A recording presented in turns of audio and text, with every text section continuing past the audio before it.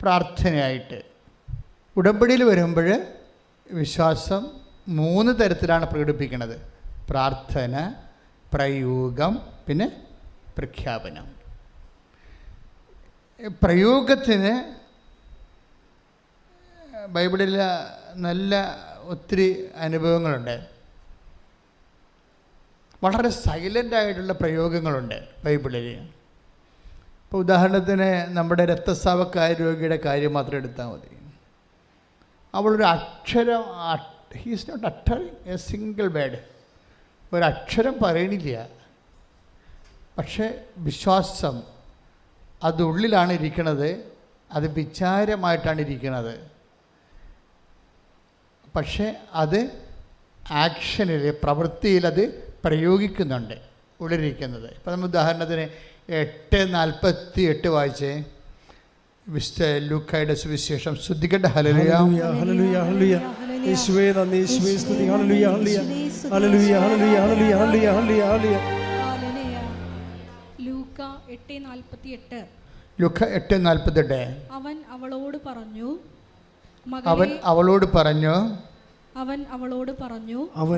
പറഞ്ഞു മകളെ, മകളെ, നിന്റെ വിശ്വാസം നിന്നെ രക്ഷിച്ചിരിക്കുന്നു. സമാധാനത്തോടെ പോവുക. അപ്പോൾ അവളെ രക്ഷിച്ചത് എന്താണ്? അവളുടെ വിശ്വാസം. അപ്പോൾ വിശ്വാസം ഉണ്ട് ആളിനെ. പക്ഷേ ഹീസ് നോട്ട് പ്രേയിങ്, ഒന്നും ചെയ്യണില്ല, ആൾ പ്രാർത്ഥിക്കണില്ല. പിന്നെ അവൾ എന്താണ് ചെയ്തത്? വിശ്വാസം എങ്ങനെയാണ് പ്രകടിപ്പിച്ചത്? അത് പറയുന്നത്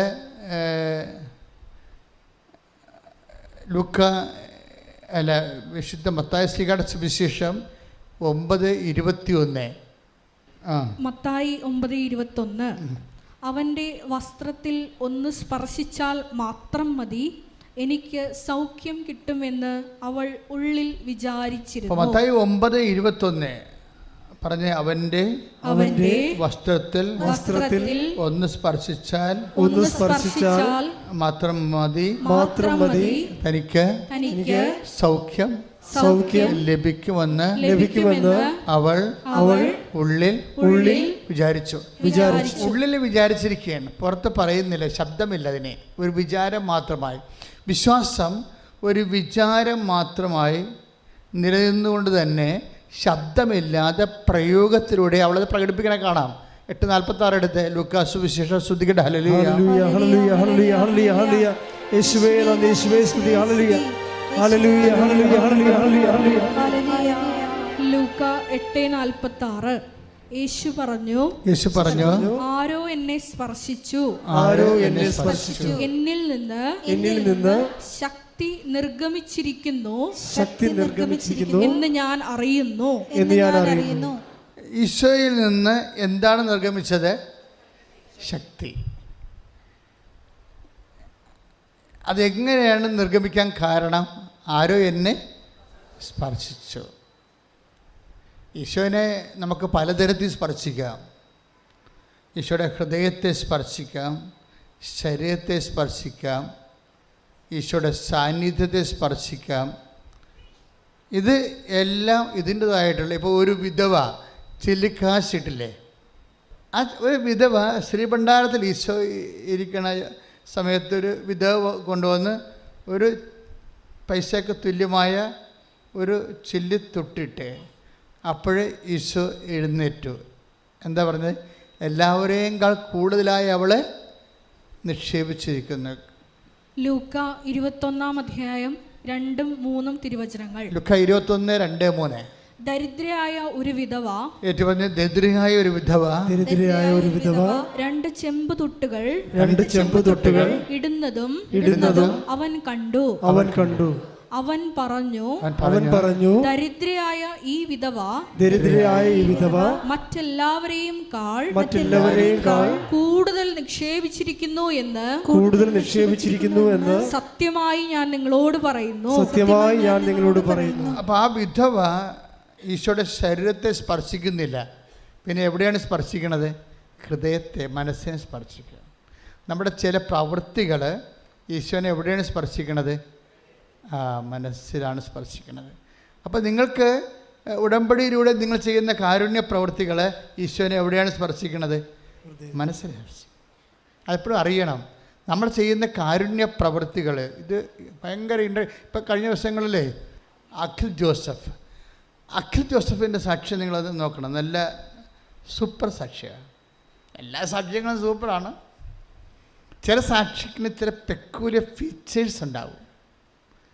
അഖിൽ ജോസഫ് പറയണത് അദ്ദേഹത്തിന് ഒരു അമേരിക്കൻ വിസ ആദ്യം ബ്ലോക്ക് ചെയ്യും, റിജക്റ്റ് ചെയ്യും. നിങ്ങൾക്കറിയാമല്ലോ, അമേരിക്കൻ വിസ റിജക്റ്റ് ചെയ്താൽ ചിലപ്പോൾ ഒരിക്കലും കിട്ടത്തില്ല. അല്ലെങ്കിൽ പിന്നെ കോൾ ഫോർ ചെയ്യണത്, ഒരു ഇൻ്റർവ്യൂവിന് കോൾ ഫോർ ചെയ്യണത് 6 മാസം കഴിഞ്ഞിട്ടാണ്. പക്ഷേ ഇനി തൻ്റെ ജോലി തൻ്റെ കയ്യിൽ നിന്ന് പോയെന്ന് മനസ്സിലാക്കിയപ്പോൾ അവൻ വന്ന് ഉടമ്പടി ചെയ്യും. ഉടമ്പടി ചെയ്ത് കഴിഞ്ഞ് അപ്പോൾ ഒരാഴ്ചക്കുള്ളിൽ തന്നെ വീണ്ടും ഇവന് ഇമെയിൽ വരും വിസ ഇൻ്റർവ്യൂവിന്. അത്രയും സ്പീഡാണ്. ടൈം ഷോർട്ടനിങ് എന്നൊക്കെ ഞാൻ പറയുമ്പോൾ നിങ്ങളത് ശ്രദ്ധിക്കത്തില്ല, നിങ്ങൾക്കത് മനസ്സിലാവത്തില്ല. ടൈം ഷോർട്ടനിങ് എന്ന് പറയണത് ഇപ്പോൾ അമേരിക്കൻ വിസ കിട്ടുന്നതിന് നിയമപരമായിട്ട് നിങ്ങൾക്കറിയാം, റിജക്റ്റായി കഴിഞ്ഞാൽ എല്ലാവരും തലേ കൈ വെച്ചുകൊണ്ട് നടക്കേ ഉള്ളൂ. കാര്യം ഒരിക്കലും അത് സ്കാൻ ചെയ്ത് സ്ക്രൂട്ടണി ചെയ്ത് ഫിൽട്ടർ ചെയ്തൊക്കെ വരുമ്പോൾ നിങ്ങളെ അവർ ആ രാജ്യത്ത് കൊണ്ടുപോകാൻ ഉദ്ദേശിക്കണില്ല എന്ന് നിങ്ങൾക്ക് മനസ്സിലാകും. അതാണ് എൻ്റെ വിഷയം. അപ്പം അതുകൊണ്ട് പ്രത്യേകിച്ച് ട്രംപിൻ്റെ കാലത്ത് ഇത് കുറച്ചുകൂടി കർക്കശ്യമായി. അപ്പോഴേ അങ്ങനെ വന്നപ്പോഴേ ഇത് കിട്ടാൻ സാധ്യതയില്ല. പിന്നെ ആകപ്പാട് പിന്നെയുള്ള സാധ്യത എന്താണ്? അഖിൽ ജോസഫിന് മനസ്സിലായ ഉടമ്പടിയാണ് പിന്നെ ഉള്ളൊരു സാധ്യത. അമ്മ തന്നെ ഈ വിഷയം നേരിട്ടെടുക്കണം. ഫയല് അമ്മയെ ഏൽപ്പിക്കുന്നത് തുല്യമാണ് നമ്മൾ ഉടമ്പടി ചെയ്യണത്.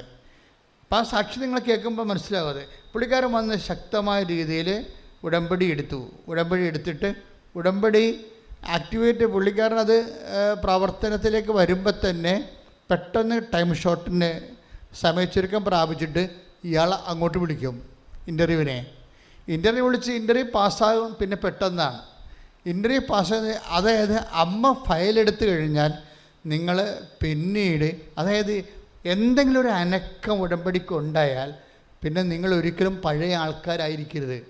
അത് നിങ്ങൾക്ക് പറ്റുന്ന അബദ്ധം. അത് ശരി, നിങ്ങൾ വിചാരിക്കുക സ്വാഭാവികമായിട്ട് വിളിച്ചതായിരിക്കും. ഇപ്പം ഞാൻ ഉടമ്പടി എടുത്തില്ലെങ്കിലും എന്നെ വിളിക്കുമായിരിക്കും. ഇങ്ങനെയാണ് ഈ പൊട്ട മനുഷ്യർക്ക് സംഭവിക്കുന്നത്. അതായത് നിങ്ങൾ പെട്ടെന്ന് കോൾഫർ ചെയ്യുമ്പോൾ അമ്മ ഇടപെടുമ്പോൾ അതിൻ്റെ അകത്തൊരു ഒന്ന് നോട്ട് ബൈ മിനിറ്റിലായിരിക്കും അത് വർക്ക് ചെയ്യണത്. 2 ടൈം ഷോർട്ടറിങ് ഉണ്ടാവും, പിന്നെ ലൈറ്റ് ബൈൻഡിങ് ഉണ്ടാവും, പിന്നെ ഇങ്ങനെ 4 ഫോർമാറ്റ് ഏതെങ്കിലും ഒരെണ്ണം ഉണ്ടെങ്കിൽ നിങ്ങൾക്ക് മനസ്സിലാക്കണം ഇത് ഉടമ്പടി പ്രോഡക്റ്റാണെന്ന്, ഉടമ്പടിയുടെ ഇഫക്റ്റാണെന്ന് മനസ്സിലാക്കാം. എന്തൊക്കെയാണത്? നോട്ട് ബൈ മെറിറ്റ്, അതായത് നമ്മുടെ യോഗ്യതയില്ല, പക്ഷേ നമുക്ക് കൃപയാൽ നമ്മൾ വിളിക്കപ്പെടുന്നു. പിന്നെ എന്താ? ടൈം ഷോർട്ടനിങ്, നമ്മളെ ഞെട്ടിപ്പിച്ചുകൊണ്ട് സമയച്ചുരുക്കം പ്രാപിക്കും. അപ്പം തന്നെ മനസ്സിലാക്കാം ഇത് അമ്മയാണ് അടുത്ത ഈ ലൈനിൽ നിൽക്കണം, നമ്മളല്ല. നമ്മളെ മാറ്റിയിട്ട് അമ്മ ഡയറക്റ്റ് വിഷയം കൈകാര്യം ചെയ്യാൻ തുടങ്ങിയെന്നും. ഡയറക്റ്റ് വിഷയം കൈകാര്യം തുടങ്ങാനില്ല. നമുക്ക് ഉടമ്പടിന് ശേഷം നമുക്ക് മനസ്സിലായത് ഈ സഞ്ചാരി മാതാവ് പണ്ട് ഒരു 6 മാസം കൂടുമ്പോൾ 2-3 സാക്ഷ്യമാണ് സഞ്ചാരി മാതാവിൻ്റെ കിട്ടിക്കൊണ്ടിരുന്നത്. ഇപ്പോഴ് ആഴ്ചയിൽ ഒരു ദിവസം 1-2 വെച്ച് എല്ലാ ദിവസം പ്രതി സഞ്ചാരി മാതാവിൻ്റെ സാക്ഷ്യങ്ങൾ കിട്ടുന്നുണ്ട്. സഞ്ചാരി മാതാവ് എന്ന് പറയുമ്പോൾ ആൾക്കാർക്ക് തോന്നി എന്നാ സഞ്ചാരി മാതാവ് നിങ്ങൾക്കറിയാമല്ലോ. അത് നമ്മളെ കൃപാസനത്തിന് വണങ്ങുന്ന അമ്മ ആരാണ്? വാഗ്ദാന പേടകമാണ്. നമ്മൾ ലുത്തീനിയയിലുണ്ട് വാഗ്ദാന പേടകമേ ഞങ്ങൾക്ക് വേണ്ടി അപേക്ഷിക്കണമേ. പക്ഷേ ലോകത്തിലോടൊന്നും വാഗ്ദാന പേടകമായിട്ട് അമ്മയെ വണങ്ങുന്ന സ്ഥലങ്ങൾ കുറവാണ്, വടച്ചുരുക്കി. ഞാൻ യൂട്യൂബിൽ ഗൂഗിളിൽ നോക്കിയിട്ട് ഒരു സ്ഥലമോ മറ്റോ ഉണ്ട്. അത് ഈ രീതിയിലല്ല, ഇല്ലെന്ന് തന്നെ പറയാം. ഇത് അമ്മയുടെ പ്രത്യക്ഷീകരണവുമായിട്ട് ബന്ധപ്പെട്ട് ഉടമ്പടി തന്നപ്പോഴാണ് നമുക്ക് മനസ്സിലായത് ഉടമ്പടി ഇരിക്കുന്നത് വാഗ്ദാന പേടകത്തിലാണ്. അങ്ങനെയാണ് മനസ്സിലായത് കൃപാസനത്തിലെ അമ്മ വെളിവാകപ്പെട്ടിരിക്കുന്നത് വാഗ്ദാന പേടകമായിട്ടാണെന്നാണ്. വാഗ്ദാന പേടകത്തിൻ്റെ അവസ്ഥ അറിയാമല്ലോ. അതായത് വാഗ്ദാന പേടകം ഒരു വ്യക്തി, അതിൻ്റെ ഒരു മെക്കാനിസം ഇതാണ്. ഒരു വ്യക്തി ദൈവത്തിൻ്റെ വചനം ദൈവത്തിൻ്റെ സ്നേഹത്തോടെ കർക്കശ്യമായി അനുഷ്ഠിച്ചു കഴിഞ്ഞാൽ ഈശോ എന്താ പറഞ്ഞത്? എൻ്റെ വചനം നിങ്ങൾ നിലനിൽക്കുന്നു കഴിഞ്ഞാൽ നിങ്ങൾക്ക് ഇഷ്ടമുള്ളത് 15:7 എടുത്ത് ശ്രദ്ധിക്കട്ടെ. ഹല്ലേലൂയ. ഹല്ലേലൂയ ഹല്ലേലൂയ ഹല്ലേലൂയ ഹല്ലേലൂയ ഹല്ലേലൂയ. യേശുവേ നന്ദി. ഹല്ലേലൂയ ഹല്ലേലൂയ. യോഹന്നാൻ 15:7. യോഹന്നാൻ 15:7. നിങ്ങൾ എന്നിൽ വസിക്കുകയും നിങ്ങൾ എന്നിൽ വസിക്കുകയും എന്റെ വാക്കുകൾ നിങ്ങളിൽ നിലനിൽക്കുകയും ചെയ്യുന്നെങ്കിൽ ഇഷ്ടമുള്ളത് ചോദിച്ചുകൊള്ളുക, നിങ്ങൾക്ക് ലഭിക്കും. That's okay. നിങ്ങളൊന്ന് പറഞ്ഞ്, നിങ്ങൾ എന്നിൽ വസിക്കുകയും എന്റെ വാക്ക് നിങ്ങളിൽ നിലനിൽക്കുകയും ചെയ്യുന്നെങ്കിൽ നിങ്ങൾക്ക് ഇഷ്ടമുള്ളത് ചോദിക്കാം, നിങ്ങൾക്ക് ലഭിക്കും. അപ്പൊ ഈ വാഗ്ദാന പേടകത്തിന്റെ മെക്കാനിസം അങ്ങനെയാണ്. എന്താണ്? നമ്മൾ ദൈവത്തിന്റെ വചനം അവൻ പറയണത് പോലെ ചെയ്യണം. പക്ഷെ ഒരു പ്രോബ്ലം അതിൻ്റെ അകത്തുണ്ട്.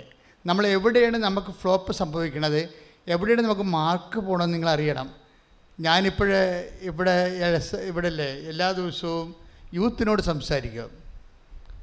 കാരണം യൂത്തിനെ അവർ ഇപ്പോൾ IELTS, MOH, HAD, PSC, UPSC ഒക്കെ എഴുതാൻ വന്ന കുട്ടികൾ എങ്ങനെയായാലും 10-30 കുട്ടികൾ ഒരു ദിവസം ഉടമ്പടി അച്ഛനെ കാണാൻ വരും. അപ്പം ഞാൻ ബൾക്കായിട്ട് അവരോട് സംസാരിക്കും. അവരോട് സംസാരിക്കുമ്പോൾ ഞാൻ എന്താ അവരോട് സംസാരിക്കണമെന്ന് അറിയാമോ? നിങ്ങൾ കൃപയുടെ ലീക്കേജുകൾ ബ്ലോക്ക് ചെയ്യാൻ പറയും. കൃപയുടെ ലീക്കേജുകളെ ബ്ലോക്ക് ചെയ്യാൻ പറയും. എന്ന് വെച്ച് കഴിഞ്ഞാൽ നമ്മൾക്ക് പറ്റണ ഒരു അബദ്ധം അതാണ്. ദൈവം നമുക്ക് കൃപ തരാത്തതിൻ്റെ കാരണം ഇപ്പോൾ ഓട്ടക്കുടത്തിൽ നമ്മൾ വെള്ളം കുരത്തില്ലേ, ഓട്ടക്കുടത്തിൽ വെള്ളം. ഇപ്പോൾ നിങ്ങളൊരു സ്ഥലത്ത് ഒരു വെളിച്ചെണ്ണ ഒരു കടയിൽ നിന്ന് വാങ്ങിക്കണമെന്ന് വിചാരിച്ചോ, ആ കടയിൽ നിന്ന് വെളിച്ചെണ്ണ ഒഴിക്കുമ്പോൾ തന്നെ നിങ്ങളുടെ കണ്ടെയ്നറിൽ നിന്ന് വെളിച്ചെണ്ണ പോകാൻ തുടങ്ങിക്കഴിഞ്ഞാൽ അത് പറയും നീ പാത്രം മാറ്റാൻ പറയും ഇല്ലേ. അതുപോലെ കൃപ നിങ്ങൾക്ക് തരുന്നുമ്പോൾ തന്നെ നിങ്ങളുടെ കൃപയുടെ പാത്രം, ദൈവം പാത്രം തന്നെയാണ് വിളിക്കണത്. ദൈവം നമ്മുടെ വ്യക്തിയെ, ആത്മാവിനെ, നമ്മുടെ നേച്ചറിനെ നമുക്കറിയാം. കൃപ എന്താണ്? Grace built upon nature. നമ്മുടെ പ്രകൃതിയിലാണ്. നമുക്ക് കൃപയ്ക്ക് സ്വീകാര്യമായ ഒരു പ്രകൃതി നമുക്കുണ്ടാവണം. നമ്മളെപ്പോഴും യുദ്ധം ചെയ്യണത് പ്രകൃതിയോടാണ്. നമുക്ക് കൃപ സ്വാഭാവികമായിട്ടും ഉൾക്കൊള്ളാൻ പറ്റുന്ന ഒരു സ്വഭാവ സവിശേഷത നമ്മൾ ആർജിക്കേണ്ടി വരും. സുവിശേഷ വിഹിതമായിട്ട് നമ്മൾക്കൊരിക്കലും പഴയ ആളായിട്ടിരിക്കാൻ പറ്റത്തില്ല. പഴയ ആളായിട്ട് നിങ്ങൾ പഴയ ഇരിക്കുക. ഇപ്പോൾ പക, വിദ്വേഷം, ചതി, അഹങ്കാരം, മുൻകോപം, കലഹം, ഭിന്നത, ലൈംഗിക സൂക്ഷ്മതക്കുറവ്, ഇങ്ങനെയുള്ള വിഷയങ്ങളൊക്കെ വരുമ്പോൾ സ്വാഭാവികമായിട്ട് ഒരു നേച്ചർ, പഴയ നേച്ചർ തന്നെ, ലോകാരൂപിയുടെ നേച്ചർ, ജഡത്വമാണ്. ഇതിൽ വർക്കൗട്ട് ചെയ്യത്തില്ല കൃപ.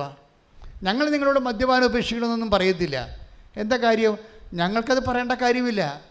നിങ്ങളെ ദൈവം വിളിച്ചിട്ടുണ്ടെങ്കിൽ ദൈവം നിങ്ങളെ ക്രമീകരിച്ചിരിക്കും. നിങ്ങൾക്കൊരു മനസ്സുണ്ടായാൽ മതി.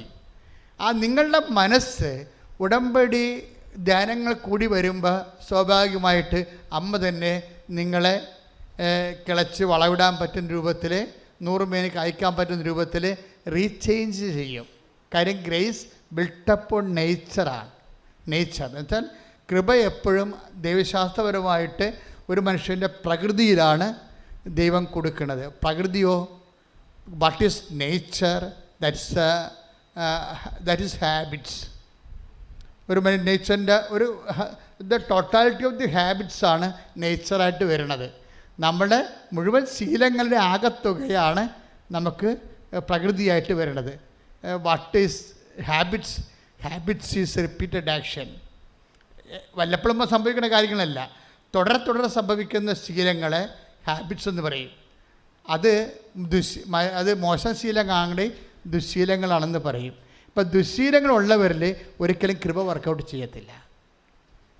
അതുകൊണ്ട് വചനം വളരെ സൂക്ഷ്മതയാണ്. ഇപ്പം എന്തെങ്കിലും ദുശ്ശീലങ്ങളുണ്ടോ, ആ റെക്കർ ചെയ്യുന്ന ബാഡ് ഹാബിറ്റ്സ് ഉണ്ടോ എന്ന് നോക്കണം. അത് ഉടമ്പടിയുടെ മെയിൻ സംഭവമാണ്. റെക്കർ ചെയ്യുന്ന, do you have any recurring bad habits? നിങ്ങൾക്ക് ഇത് റെക്കർ ചെയ്യുന്ന, വല്ലപ്പോഴും ഒറ്റപ്പെട്ട സംഭവങ്ങളല്ല, ആവർത്തിക്കപ്പെടുന്ന ബാഡ് ഹാബിറ്റ്സ് ഉണ്ടോ എന്ന് നോക്കണം. എങ്കിലേ നിങ്ങളുടെ നേച്ചർ, നിങ്ങളുടെ പ്രകൃതി കൃപ സ്വീകരിക്കാൻ പറ്റുന്നതല്ല, ഉടമ്പടി ഉടയാൻ സാധ്യതയുണ്ട്.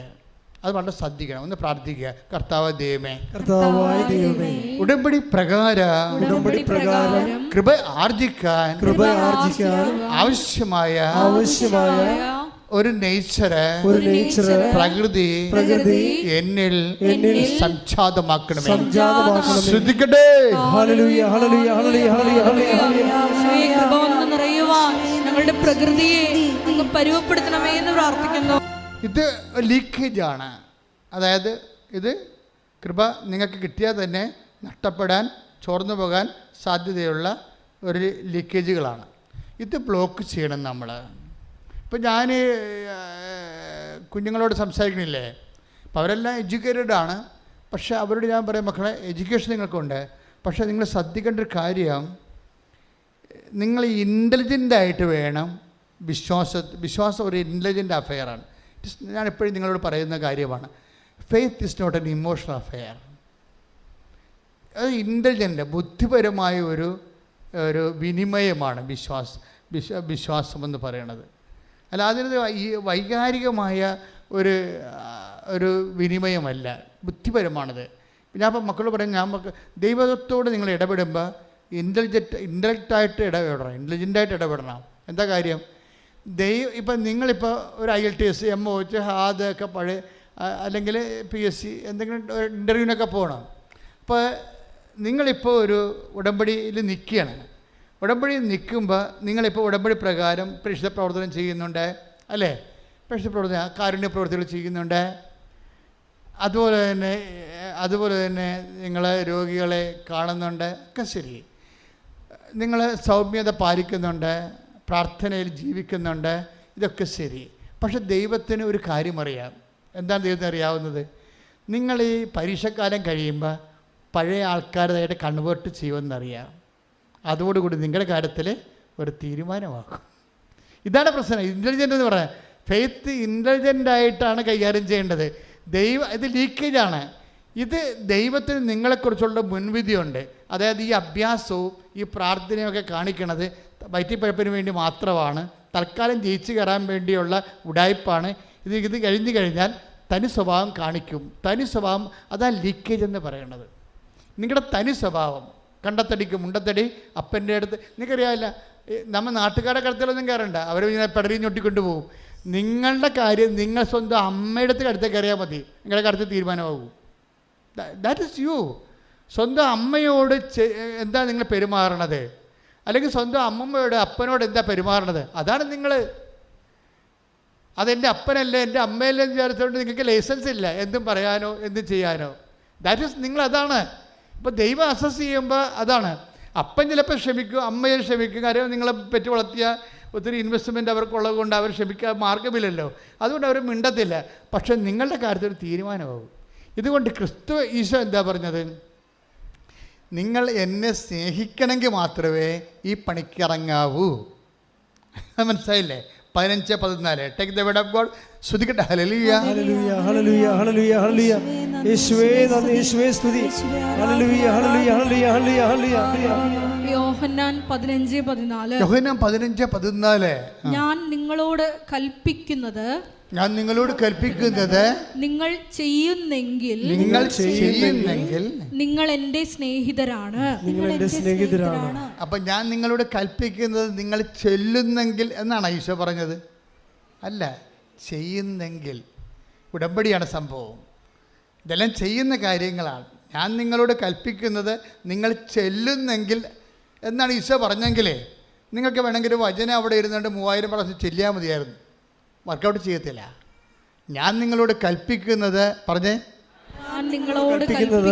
നിങ്ങൾ ചെയ്യുന്നെങ്കിൽ നിങ്ങൾ എൻ്റെ സ്നേഹിതരാണ്. അപ്പൊ എൻ്റെ സ്നേഹിതരാണെന്നുള്ളതാണ് നിങ്ങളുടെ ഒരു status. You got the point. മനസ്സിലായില്ലേ? എൻ്റെ സ്റ്റാറ്റസ് എന്താണ്? പൗരോഹിത്യത്തോട് കാണിച്ച ഒരു ശുശ്രൂഷ ജീവിതമാണ് എൻ്റെ സ്റ്റാറ്റസ്. ദൈവത്തിൻ്റെ മുമ്പിൽ എൻ്റെ സ്റ്റാറ്റസ് അതാണ്. ഞാൻ വളരെ നീതി പുലർത്തി ഇത്രയും നാൾ ജീവിച്ച ഒരു ജീവിതമാണ്. അതാണ് എൻ്റെ സ്റ്റാറ്റസ്. നിങ്ങളുടെ ജീവിതം എന്താ? നിങ്ങളുടെ ദൈവവിളി, കുടുംബജീവിതം, അതിനോട് നീതി പുലർത്തി കർത്താവിൻ്റെ വചനം പാലിച്ചുകൊണ്ട് നിങ്ങൾ നിലനിൽക്കുമെങ്കിൽ അതാണ് 15:7. Take the word of God. ശ്രദ്ധിക്കട്ടെ. ഹല്ലേലൂയ ഹല്ലേലൂയ ഹല്ലേലൂയ ഹല്ലേലൂയ ഹല്ലേലൂയ. യേശുവേ നന്ദി, യേശുവേ സ്തുതി. ഹല്ലേലൂയ വായിച്ചോളൂ. നിങ്ങൾ എന്നിൽ വസിക്കുകയും നിങ്ങൾ എന്നിൽ വസിക്കുകയും എന്റെ വാക്കുകൾ നിങ്ങളിൽ നിലനിൽക്കുകയും ചെയ്യുന്നെങ്കിൽ ഇഷ്ടമുള്ളത് ചോദിച്ചുകൊള്ളുക, നിങ്ങൾക്ക് ലഭിക്കും. ഇവിടെ പ്രധാനപ്പെട്ട വാക്യതാണ് ഈ വചനത്തിൽ. നിങ്ങൾ എന്നിൽ വസിക്കുകയും എൻ്റെ വാക്ക് നിങ്ങളിൽ നിലനിൽക്കുകയും. ഇവിടെയാണ് വിഷയം. ഇതാണ് faith is an intelligent affair എന്ന് പറയണത്. ഈ ദൈവം എന്താ നോക്കണത്? ഈ വസ്തു വിൽക്കണ വരെ മാത്രമേ ഇവള് ഇങ്ങനെ കറങ്ങി ദൈവത്തിന് ചുറ്റിപ്പറ്റി നടക്കത്തുള്ളൂ. ഭർത്താവിൻ്റെ വെള്ളവടി മാറണ വരെ മാത്രമേ ഇവളിങ്ങനെ കർത്താവ് എന്ന് പറഞ്ഞിങ്ങനെ ചുറ്റിപ്പറ്റി രോഗികളെ കാണുകയും എന്നൊക്കെ ചെയ്ത് നടക്കുകയും ചെയ്യുന്നല്ലോ. അത് കഴിഞ്ഞാലുള്ള നിൻ്റെ എല്ലാ സ്കാനിങ് റിപ്പോർട്ടും കർത്താവിനടുത്തുണ്ട്. അതാണ് ദൈവത്തിൻ്റെ കണ്ണിൽ പോയിടാൻ പറ്റത്തില്ല. നിങ്ങളകപ്പെട്ടിരിക്കുകയാണ്. മനസ്സിലായില്ലേ? നിങ്ങൾ അതായത് ഇൻ്റലിജൻ്റ് ആയിരിക്കണം ഈ വിഷയത്തിൽ. അതുകൊണ്ട് നിങ്ങളുടെ മുമ്പിലുള്ള ഓപ്ഷൻ എന്താ? കർത്താവേ, ഈ കടന്നാലും ഞാൻ അങ്ങയുടെ മകളായി ജീവിക്കും. കൈയിടിച്ച് കർത്താവ് പരമദിവ്യകാരുണ്യത്തിന് ആരാധനയും സ്തുതിയും പുകഴ്ചയും. ഇപ്പം നമ്മൾ പറഞ്ഞുകൊണ്ടിരുന്ന വിഷയം എന്താണ്? കർത്താവിൻ്റെ മനസ്സിനെ പ്രസാദിപ്പിക്കുക, അല്ലേ? കർത്താവിൻ്റെ മനസ്സിനെ അതായത് രക്തസ്രാവക്കാർ രോഗിയെ കർത്താവിനെ പ്രസാദിപ്പിച്ചത് പ്രാർത്ഥന കൊണ്ടല്ല, പിന്നെ എന്താണ്? പ്രയോഗം കൊണ്ടാണ്. അവളെന്താ പ്രയോഗിച്ചത്? അവൾ പിന്നിലൂടെ വന്ന്, നമുക്കറിയാമല്ലോ, ദൈവത്തിനെ സമീപിക്കുന്നവർ മുമ്പിൽ വരണമെന്നൊന്നും ഒരു ആഗ്രഹമില്ല. ദൈവത്തിന് മുമ്പും പുറകൊന്നുമില്ല. ദൈവം മനസ്സിലായില്ലേ? പിന്നിലൂടെ വന്ന് അവൻ്റെ വസ്ത്രത്തെ സ്പർശിച്ചു. അവൾ ശബ്ദിച്ചില്ല, പ്രാർത്ഥിച്ചില്ല. പിന്നെ എന്ത് ചെയ്ത്? ഉള്ളിൽ മത്തായി 9:21 പറയും പോലെ ഉള്ളിൽ വിചാരിക്കുക മാത്രമേ ചെയ്തുള്ളൂ. വിശ്വാസം വിചാരത്തിൻ്റെ രൂപത്തിൽ അവിടെ ഉള്ളിലുണ്ടായിരുന്നു. ആ ഉള്ളിലുണ്ടായിരുന്ന വിചാരത്തെ വളരെ നിശബ്ദമായി അവൾ പ്രയോഗിക്കണം. കഴിഞ്ഞ ദിവസങ്ങളിലൊരു സാക്ഷ്യമുണ്ടായി. ഈ പ്രയോഗം ഏറ്റവും കൂടുതലുള്ള ഉടമ്പടിയിലാണ് ഏറ്റവും കൂടുതൽ പ്രയോഗമുള്ളത്. ഇപ്പോൾ കഴിഞ്ഞ ദിവസം ഒരു സാക്ഷ്യം ശ്രുതിക്കട്ടെ മക്കളെ. യേശുവേ സ്വസ്ഥം.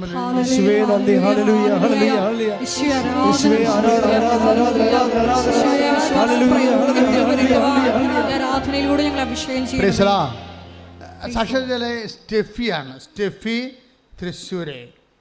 അവരുടെ വിഷയം, അവർ പ്രഗ്നൻ്റായി. അപ്പോൾ അതായത് അവൾ ഈ പ്രഗ്നൻ്റ് ആയിരിക്കുന്ന സ്റ്റെഫിയുടെ വയറ്റിലൊരു മുഴ, കുട്ടിയുടെ ഹൃദയത്തിൽ മുഴ, ഗർഭത്തെ ശിശുവിൻ്റെ, കുട്ടിയുടെ തലയിലും മുഴ. അപ്പോൾ ഡോക്ടറിൻ്റെ ഉപദേശം എന്താണ്? ഇതിനെ എടുത്ത് കളയുക, വേറെ മാർഗമൊന്നുമില്ല. ഇനി ജനിച്ചാൽ തന്നെ അത് വല്ല ബുദ്ധിമാന്യമോ ഉള്ള വൈകാല്യമുള്ള കൊച്ചാവും. കാര്യം കൊച്ചിൻ്റെ അമ്മയുടെ വയറ്റിൽ മുഴയുണ്ട്. അപ്പോൾ തന്നെ ബ്ലഡ് സർക്കുലേഷൻ്റെ ഒക്കെ ഒത്തിരി പ്രോബ്ലംസ് വരും. അല്ലാതെ തന്നെയുള്ള ഭക്ഷണ പ്രശ്നങ്ങളൊക്കെ എല്ലാം വരും. പിന്നെ എന്താ? കുട്ടിയുടെ ഹൃദയത്തിൽ മുഴ, പിന്നെ തലയിൽ മുഴ. അപ്പോൾ അത് ചാപിള്ളയായിട്ട് ജനിക്കും, അല്ല ജനിച്ചാൽ തന്നെ കുട്ടിയെ കിട്ടാൻ മാർഗമില്ല. അപ്പോൾ എന്നിട്ട് സ്റ്റെഫി വിശ്വാസത്തെ വിട്ടുപോകണില്ല. നമ്മുടെ ഈ ഉടമ്പടി ആൾക്കാരെ കൊണ്ട് ഇപ്പോൾ ശരിക്കും, അതായത് പല ആൾക്കാരുടെയും വിശ്വാസം പെട്ടെന്ന് 8ാം ക്ലാസ്സിൽ നിന്ന് 10ാം ക്ലാസ്സിലായി, പെട്ടെന്ന് PDC ആയി, പെട്ടെന്ന് വിശ്വാസം ഡിഗ്രിയായി, പോസ്റ്റ് ഗ്രാജുവേഷനിലേക്ക് പെട്ടെന്ന്. നിങ്ങൾക്കൊരു പ്രോബ്ലം വരുമ്പോൾ നിങ്ങൾ പെട്ടെന്ന് പാസ്സായി പോണ കേൾക്കാം. ഓൾ പ്രൊമോഷനല്ല, ശരിക്കും. അതായത് ഒരു വിഷയത്തെ ഇൻവെസ്റ്റ് ചെയ്യാനുള്ള ഒരു വ്യക്തിയുടെ കഴിവ്, ability to invest on a problem, അതാണ് നമ്മുടെ ഇവിടെ. അതായത് ദൈവത്തിൽ വിശ്വസിക്കുന്നത് എന്താണ് ശരിക്കും പറഞ്ഞാൽ? വിശ്വാസം എന്ന് പറയുന്നത് ability to invest on a problem in the name of Jesus. ദൈവത്തിൻ്റെ നാമത്തിൽ ഒരു വിഷയം ദൈവത്തിനെ ഏൽപ്പിച്ചിട്ട് അതിൽ വിശ്വാസം ഇൻവെസ്റ്റ് ചെയ്യും. അതൊരു കഴിവാണ് ശരിക്കും. വിശ്വാസം ഇൻവെസ്റ്റ് ചെയ്യാനുള്ള കഴിവ്.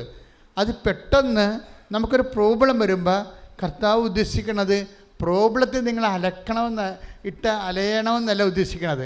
നിങ്ങളുടെ വിശ്വാസത്തിനെ ദൈവം പെട്ടെന്ന് അപ്ഗ്രേഡ് ചെയ്യും. ഫെയ്ത്ത് അപ്ഗ്രഡേഷൻ സംഭവിക്കും.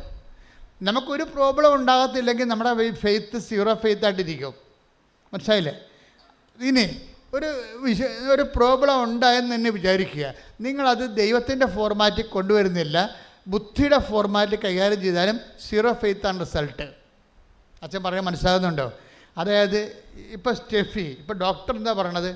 ഡോക്ടർ ഇൻ്റലക്ച്വൽ ഫോർമാറ്റാണ് അത് ഉപയോഗിക്കുന്നത് ബുദ്ധിപരമായിട്ട്. അത് ആ കുട്ടിയെ കിട്ടിയിട്ട് കാര്യമില്ല എന്ന് പറയണത്. കുട്ടിയെ കിട്ടിയിട്ട് കാര്യമില്ല, it is better to abort. ആ വൈദ്യശാസ്ത്രം അങ്ങനെ ചെയ്യത്തുള്ളൂ. ആവശ്യമില്ലാത്ത ഒരു റിസ്ക്കും അവരെടുക്കത്തില്ല. കാര്യം അങ്ങനെ ഒരു കുട്ടി ജനിച്ചാൽ പിന്നെ രാഷ്ട്രത്തിന് 2-3 പ്രശ്നങ്ങളാണ്. അമ്മ എന്ന് പറയുന്ന വ്യക്തിയുടെ ജീവിതം നോൺ പ്രൊഡക്റ്റീവ് ആകും. രാഷ്ട്ര പുനർനിർമ്മാണത്തിന് പിന്നെ ഉപയോഗിക്കാൻ പറ്റത്തില്ല. അവർ കൊച്ചിനെ ചുമന്നുണ്ടാക്കേണ്ടി വരികയില്ലേ. അപ്പോൾ ഇതിന് സ്വാഭാവികമായിട്ട് കുട്ടിക്ക് അമ്മയ്ക്കും രാഷ്ട്രം തീറ്റി കൊടുക്കണം, ഭക്ഷണം കൊടുക്കണം. അതാണ് രാഷ്ട്രത്തിൻ്റെ പ്രശ്നം. അതുകൊണ്ട് ഡോക്ടർമാർക്കെല്ലാം വളരെ റാഷണലായിട്ടുള്ള ഉപദേശമാണ് കൊടുക്കണം. അപ്പോൾ അവർ പറയും it is better to terminate എന്ന് പറയും. പക്ഷേ ഇത് ആരോടാണ് പറഞ്ഞിരിക്കണത്? ഒരു വിശ്വാസിയോടെ പറഞ്ഞിരിക്കണത്. വിശ്വാസിയെ സംബന്ധിച്ചിടത്തോളം ഈ ഡോക്ടർ പറയുന്ന ബുദ്ധിയുടെ അപ്പുറത്ത് അവർ വേറെ ഒരു ശക്തിയെ കാണുന്നുണ്ട്. ഇതിന് നമുക്കറിയാം, ദൈവം സാന്നിധ്യം നൽകണത് ശക്തിയുടെയും ജ്ഞാനത്തിൻ്റെയും രൂപത്തിലാണ്. ശക്തിയുടെയും ജ്ഞാനത്തിൻ്റെയും രൂപത്തിൽ നമ്മൾ ദൈവം എന്ന് പറയുന്നുണ്ടെങ്കിലും അനുഭവതലത്തിൽ നമുക്ക് ഇങ്ങനെ ഡൗൺലോഡ് ചെയ്ത് കിട്ടണത് ശക്തിയും ജ്ഞാനവുമാണ് ദൈവം. ഇപ്പോൾ ഈശോയുടെ വചനം തന്നെ കേൾക്കാമല്ല. ഇപ്പോൾ 1 Corinthians 1:24 take the word of God. സ്തുതിക്കട്ടെ. ഹല്ലേലൂയ ഹല്ലേലൂയ ഹല്ലേലൂയ ഹല്ലേലൂയ ഹല്ലേലൂയ. യേശുവേ നന്ദി. ഹല്ലേലൂയ ഹല്ലേലൂയ ഹല്ലേലൂയ. 1 Corinthians 1:24 ക്രിസ്തു ദൈവത്തിൻ്റെ ശക്തിയും ദൈവത്തിൻ്റെ ജ്ഞാനവുമാണ്. അപ്പോൾ ക്രിസ്തു ആരാണ്? ദൈവത്തിൻ്റെ ശക്തി, ദൈവത്തിൻ്റെ ജ്ഞാനവുമാണ്. അപ്പോൾ ദൈവത്തിൽ നമുക്ക് 2 കാര്യം കിട്ടും. ജ്ഞാനം എന്ന് പറയുന്നത് എന്താണ്? ഒരു വിഷയത്തിൻ്റെ ആശയ പരിസരം. ഇപ്പോൾ ഈ ടേബിൾ ഉണ്ടാക്കണം, ആദ്യം എന്ത് ചെയ്യണം? ടേബിൾ വരക്കണം, അല്ലേ? അതിൻ്റെ അപ്പോൾ വീടാണെങ്കിൽ പ്ലാൻ ഉണ്ടാക്കണം, അല്ലേ? അതാണ് ജ്ഞാനം എന്ന് പറയുന്നത്. ഇപ്പോൾ ഈ ലോകം ക്രിയേറ്റ് ചെയ്യണമെങ്കിൽ ദൈവം ഇതിൻ്റെ സ്കെച്ച് ഉണ്ടാക്കണം, സ്കെച്ചും പ്ലാനും ഉണ്ടാക്കണം. എന്നിട്ടാണ് അതിൻ്റെ അകത്ത് മാറ്റർ ഫില്ല് ചെയ്യണത്. അപ്പോഴേ അതുപോലെ തന്നെ അത് പ്രയോഗമെന്ന് പറയും. ഇപ്പോൾ ആദ്യം സിദ്ധാന്തം, പിന്നെ പ്രയോഗം. അതാണ് ജ്ഞാനവും ശക്തിയും. ശക്തിയാണ് പ്രയോഗം വരണത്. ദൈവം പവറായതുകൊണ്ട് പ്രയോഗം ശക്തിയിൽ വരുവാണ്. അപ്പോൾ അങ്ങനെ വരുമ്പോൾ നമുക്കത് നമ്മുടെ ബോഡിയിലാണ് ഈ ശക്തി ഇൻവെസ്റ്റ് ചെയ്യണമെങ്കിൽ അത് ഹീലിംഗ് ആയിട്ട് വരും. അതിനൊരു മീഡിയമായിട്ടാണ് ഉടമ്പടി തല ഉപയോഗിക്കുന്നത്. ഉടമ്പടി തല നമ്മൾ ഉപയോഗിക്കത്തില്ലേ? ഉടമ്പടി തല ഞങ്ങൾ അതിൻ്റെ അകത്ത് പവർ ഇൻകൾക്കേറ്റ് ചെയ്തിരിക്കുകയാണ്. എങ്ങനെയാണ് ഇൻകൾക്കേറ്റ് ചെയ്യണത്? അത് കർത്താവ് നൽകിയ വിശുദ്ധ പൗരോഹിത്യത്തിൻ്റെ പരമാധികാരത്തിൽ കർത്താവ് ആശീർവാദ അനുഗ്രഹം തന്നിട്ടുണ്ടല്ലോ. അപ്പോൾ ആശീർവാദ അനുഗ്രഹം ചില അച്ഛന്മാർ സാധാരണ കാര്യങ്ങൾക്ക് വേണ്ടി ഉപയോഗിക്കും. ആ പള്ളിയിൽ കൊണ്ടുവന്ന സാധനങ്ങൾ വെഞ്ചരിച്ച് കൊടുക്കാനേ ഉപയോഗിക്കത്തുള്ളൂ. ഞാൻ ആശീർവാദ അനുഗ്രഹം എല്ലാത്തിനും ഉപയോഗിക്കുമായിരുന്നു, എല്ലാത്തിനും. കാര്യം എനിക്കത് കിട്ടിയത് ഞാൻ പഠിക്കുന്ന കാലത്ത് ജോൺ പോൾ മാർപ്പാപ്പ വത്തിക്കാൻ്റെ അരമനയുടെ മുകളിൽ ഈ അറ്റ്ലാന്റിക് സമുദ്രം കൂവിക്കുത്തി ഉയർന്നു വന്നിരുന്നു, ഇറ്റലിയെ വിഴുങ്ങണ പോലെ. അപ്പോൾ ജോൺ പോൾ മാർപ്പാപ്പ അരമനയിൽ നിന്നുകൊണ്ട് അറ്റ്ലാന്റിക് സമുദ്രത്തിൻ്റെ മേൽ കൈ ഉയർത്തിക്കൊണ്ട് സമുദ്രത്തെ ആശീർവദിച്ചു. ഇത് 1983-84 ഇത് സംഭവിക്കുന്നത്. ഇത് എന്നെ വല്ലാത്ത രീതിയിൽ ഹോണ്ട് ചെയ്ത് എനിക്കൊരു തുറവ് കിട്ടി. എന്താ കാര്യം? ഇത്രയും ധൈര്യമായിട്ട് സമുദ്രത്തിൻ്റെ മേൽ കൈ ഉയർത്താൻ കർത്താവിൻ്റെ പുരോഹിതനെ മാത്രമേ കഴിയത്തുള്ളൂ. ശ്രദ്ധിക്കട്ടെ. ഹല്ലേലൂയ. ശാന്തമാക്കിയിട്ടുള്ളത് ഈ അധികാരമാണ് അപ്പോസ്തലന്മാർക്ക് കൈമാറിയിരിക്കുന്നത്. ചിലരത് ജോൺ പോൾ മാർപ്പാപ്പ പോലുള്ള ആൾക്കാരെ ആ അഭിഷേകത്തിൻ്റെ മുഴുവൻ പൂർണ്ണ തോതിൽ ഉപയോഗിക്കുന്ന ആളാണ്, പൂർണ്ണ തോതിൽ. പിന്നെ ചിലർ ഫങ്ഷനിലായിട്ട് അവരുടെ ലിമിറ്റേഷനിലുള്ള വിഷയങ്ങൾക്ക് ഉപയോഗിക്കും. അപ്പോൾ ആശീർവാദം ജനങ്ങളെ ആശീർവദിക്കാൻ, അല്ലാതെ ഓരോരുത്തരെ ആശീർവദിച്ച് പൊട്ടടിക്കാൻ വേണ്ടി ദൈവം തന്നെ അതല്ല. ആശീർവാദം ജനങ്ങളെ പൊതു നന്മയ്ക്കാണ്. Take the word of God, പൊതു നന്മ. ശ്രദ്ധിക്കട്ടെ. ഹല്ലേലൂയ ഹല്ലേലൂയ ഹല്ലേലൂയ. യേശുവേ നന്ദി. ഹല്ലേലൂയ ഹല്ലേലൂയ ഹല്ലേലൂയ. ആരാധന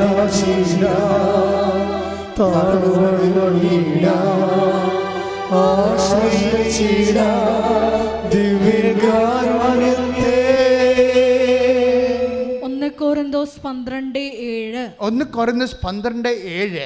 ഓരോരുത്തരിലും ആത്മാവ് വെളിപ്പെടുന്നത് പൊതു നന്മയ്ക്ക് വേണ്ടിയാണ്. അല്ല, ക്രിസ്ത്യാനിക്ക് വേണ്ടി മാത്രമാണെന്നല്ല, മനസ്സിലായില്ലേ? പൊതു നന്മ, അതായത് മനുഷ്യനും മൃഗങ്ങളും പ്രകൃതിയും കടലും കടലിലെ ജീവങ്ങളും എല്ലാം ആശീർവദിക്കേണ്ടതാണ്. ഇപ്പോൾ ഒരു പക്ഷിപ്പനി വന്നു, ആ ഒരു പക്ഷികൾ അല്ലെങ്കിൽ കടലിൽ തന്നെ സൂക്ഷ്മജീവികൾ, നമുക്കറിയാമല്ലോ, പ്ലാന്റൻസ് പോലുള്ള സൂക്ഷ്മജീവികളില്ലേ, അത് സമുദ്രം കലങ്ങി അതിന് വിഷാംശം കെമിക്കൽ കൂടിക്കഴിഞ്ഞാൽ ഈ പ്ലാങ്ടൻസ് എല്ലാം മരിച്ചു. സൂക്ഷ്മജീവികളാണ്, ഏകകോശ ജീവികളെ പോലെയുള്ള ആൽഗ പോലുള്ള ടൈപ്പ് സാധനം സൂക്ഷ്മജീവികൾ നമുക്ക് കടലിൽ കാണാം. നിങ്ങൾക്ക് അതിങ്ങനെ 10,000 കൂടുമ്പോൾ ഒരു പച്ച പത പോലെ ഇങ്ങനെ കടലിൽ കാണും. നമ്മുടെ കടലിലും ഉണ്ടത്, ഞാൻ കണ്ടിട്ടുണ്ടത്. അതായത് അങ്ങനെ ഈ പ്ലാങ്ടൻസ് എങ്ങാനും സമുദ്രത്തിൻ്റെ രാസവ്യത്യാസം വന്ന് അപ്രത്യക്ഷമായാൽ ജീവജാലങ്ങളും നമ്മളും മരിക്കും ഉറപ്പായിട്ട്. അത്രയും ഇൻ്റർകണക്റ്റഡാണ് സംഭവം. പൊതു നന്മയെന്ന് പറയുമ്പോഴേ എവിടം വരെ ചെല്ലുന്നുണ്ടെന്ന് അറിയാമോ?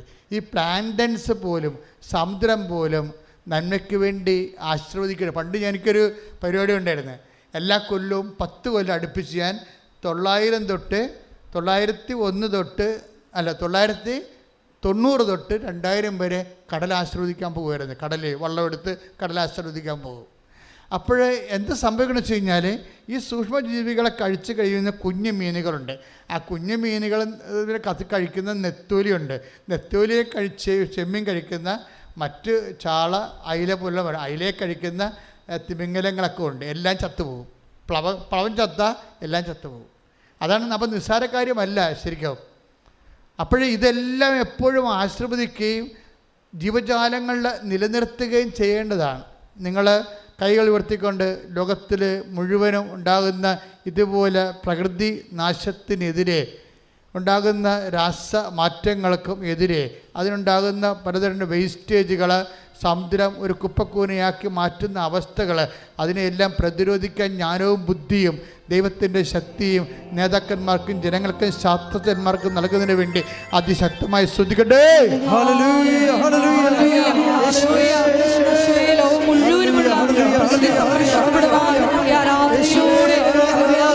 പൊതു നന്മയ്ക്ക്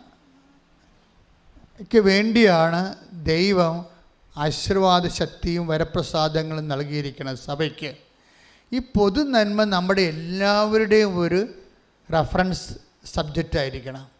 പൊതു നന്മ, നമ്മൾ ഏറ്റവും കുറവ് പൊതു നന്മയെക്കുറിച്ച് ചിന്തിക്കുന്ന ആൾക്കാരാണ് നമ്മളെന്ന് തോന്നുന്നത്. മറ്റ് രാജ്യങ്ങളെക്കാൾ അപേക്ഷിച്ച് പൊതു നന്മയെക്കുറിച്ച് കുറച്ച് ചിന്തിക്കുന്ന, അതെങ്ങനെ വന്നു എന്നറിയാൻ പാടില്ല.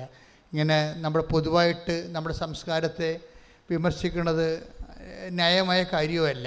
പക്ഷേ പൊതു നന്മയെക്കുറിച്ചുള്ള ബോധം ഏറ്റവും കൂടുതൽ ഉണ്ടാവേണ്ടത് ബൈബിളിൽ വിശ്വസിക്കുന്നവർക്കാണ്. പ്രത്യേകിച്ച് എന്താ കാരണം? ദൈവം ഓരോരുത്തർക്കും കഴിവ് നൽകിയിരിക്കുന്നത് അവരുടെ കുടുംബത്തിനും അവരുടെ വയറിനും വേണ്ടി മാത്രമല്ല. read it again. ശ്രദ്ധിക്കട്ടെ. ഹല്ലേലൂയ. 1 കൊരിന്തോസ് 12:7. ഓരോരുത്തരിലും വെളിപ്പെടുന്നത് പൊതു നന്മയ്ക്ക് വേണ്ടിയാണ്. അപ്പം ഇതാണ് ദൈവത്തിൻ്റെ കാഴ്ചപ്പാട്. നിങ്ങൾക്ക് ജോലി കിട്ടിയാലും നിങ്ങൾക്ക് വീട് കിട്ടിയാലും മറ്റ് ഒരു സമൂഹത്തിൻ്റെ മുമ്പിലാണ് നമ്മളിവിടെ ജീവിക്കുന്നത്. മറ്റുള്ളവരെക്കുറിച്ച് ഒരു കരുതൽ വേണം. ഇതിനാണ് കാരുണ്യ പ്രവൃത്തി എന്ന് പറയുന്നത്. കരുതലിൻ്റെ പ്രവൃത്തികളാണ് കാരുണ്യ പ്രവൃത്തികൾ. ഇപ്പം കാരുണ്യ പ്രവൃത്തികൾ ഇപ്പം കഴിഞ്ഞ ദിവസങ്ങൾ ഷൈജ എന്നും പറഞ്ഞൊരു ഷൈജു വടുതല അങ്ങനെ ഒരു മോളോട് സാക്ഷ്യം പറഞ്ഞാൽ, അവിടെ സാക്ഷ്യം കേട്ട് ഞാൻ ചിരിച്ചുപോയി. കാര്യം വെച്ച് കഴിഞ്ഞാൽ ഇവളെ ഉടമ്പടി എടുത്തിട്ട് അവർക്ക് ഒരു ചീനവലമുണ്ട്. അപ്പം ഈ 4 കാല് കൈ വെച്ച് കായലിൽ കെട്ടിത്താത്തുന്ന വലയില്ലേ, കൊച്ചിയിലൊക്കെ ഉണ്ട്, ഞങ്ങളുടെ നാട്ടിലൊക്കെ ഉണ്ട്, പള്ളിത്തോട്ടിലേക്ക്. അപ്പോൾ അവിടെയൊക്കെ കായലിലൊക്കെ കാണാം. ഇപ്പോൾ ചീന വല രാത്രി മുഴുവൻ ഭയങ്കര കഷ്ടപ്പെട്ട ജോലിയാണത്. ഞാൻ പണ്ട് 10ാം ക്ലാസ്സിലൊക്കെ പഠിക്കുമ്പോൾ ചീനയുടെ തട്ടിലിരുന്നാണ് പഠിച്ചുകൊണ്ടിരുന്നത് എൻ്റെ കൂട്ടുകാരനായിട്ട്. അപ്പോൾ രാത്രി മുഴുവനും വല വലിക്കുമ്പോൾ കുറച്ച് വിലയും കിട്ടും, 2-3 കിലോ ചെമ്മീൻ കിട്ടുന്ന ദിവസമുണ്ട്. പക്ഷേ ഉറക്കം നിപ്പ് അതിൻ്റെ ഇരട്ടിയാണ്.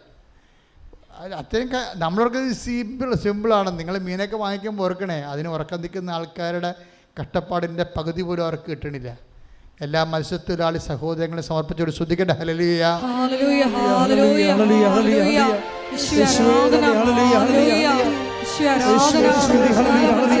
സമർപ്പിച്ചു പ്രാർത്ഥിക്കുന്നു. അവരുടെ അധ്വാനത്തെ കൊണ്ട് നിറയ്ക്കണമേ എന്ന് പ്രാർത്ഥിക്കുന്നു.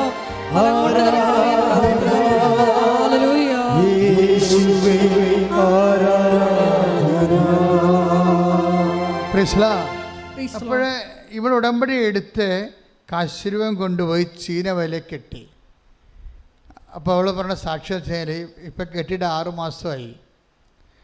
ഇന്ന് വരെ അതായത് മത്സ്യം ഒഴിയണില്ല. സമൃദ്ധമായി രാത്രിയും പകലും ദൈവം അവരെ അനുഗ്രഹിച്ചുകൊണ്ടിരിക്കുക.